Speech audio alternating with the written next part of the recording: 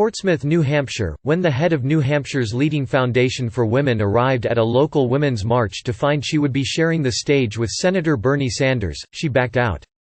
At the same event, a prominent former state senator turned her back when he spoke. After a week-long flare-up with Senator Elizabeth Warren, Sanders sought to bolster his support among women on Saturday. But for a number of New Hampshire activists, he only made it worse. In the context of the last week's events, it was especially ironic it was Senator Sanders speaking, said former state Senator Iris Estabrook, who has endorsed Senator Amy Klobuchar. She was at the event with a sign reading, "When women vote, women win." That was the spirit of this thing, and it was unfortunate that the senator, and whoever gave him the platform, didn't respect the original purpose of the gathering, she said. I was disturbed enough that when the senator spoke I took a break from the rally and went elsewhere. Tana Clues, CEO of the NH Foundation for Women, was slated to be the first speaker at Seacoast March for Women, held on the steps of the city's North Church. But when she arrived to see Sanders' team setting up a sound system, it suddenly felt too much like a political rally instead of a march for women, she said in a social media posting. The volunteer organizers of the event pushed back on complaints by saying his attendance likely increased the size of the crowd tenfold, to several hundreds of people. They also reached out to a representative of the Warren campaign to invite her, but never heard back. Of the hundreds who attended, only a few complained, they said. The campaign said they attended after being invited. While Sanders supporters have rallied around him in the days following the he said-she said rift, Warren accused Sanders of privately telling her a woman couldn't win the presidency, which he denied. The campaign is taking steps to remedy the chance it has damaged his standing among undecided voters. In the days following the debate, the Sanders campaign vetted the prospect of having Warren serve as both the vice president and the Treasury Secretary, according to an Intercept report. The Sanders campaign made a direct appeal to women voters on Saturday through author and activist Naomi Klein, a surrogate for the Sanders campaign, who introduced him at the march and other events throughout the day.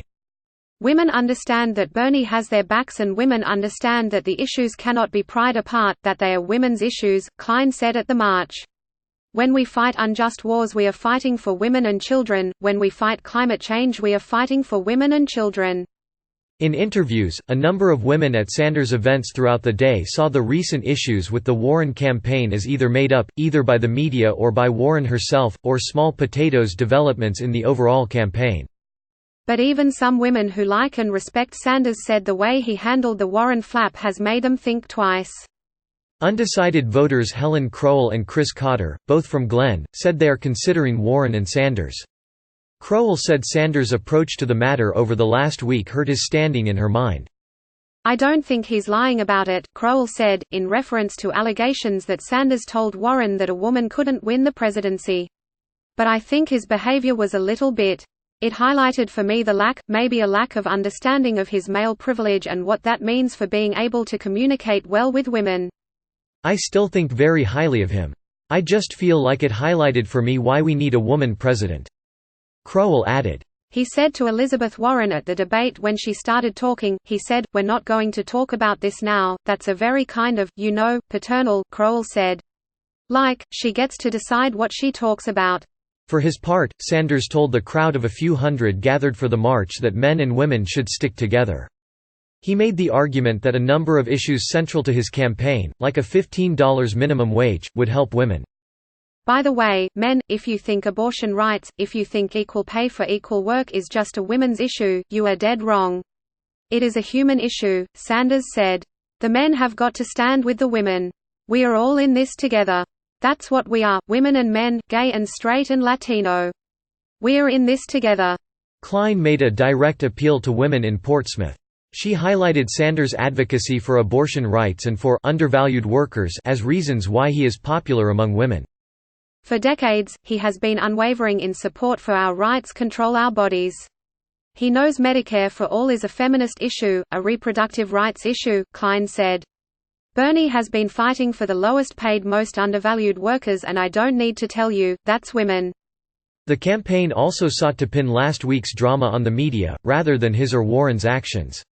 When asked by a voter how the party should avoid infighting, Sanders turned his attention to the press. The media wants and exaggerates conflict. Sanders told the crowd at a later event. "The media has its shtick and we have ours," Sanders said, adding the party could avoid infighting by focusing on working families. He also noted he hadn't said a word about any of the other candidates during the town hall. Klein took a similar approach in her remarks. Although Klein did not specify she was talking about what happened between Sanders and Warren, she said, "Corporate media has become addicted to high ratings from covering President Donald Trump." Even without the president, Klein said, the media is trying to trump up conflict among the candidates.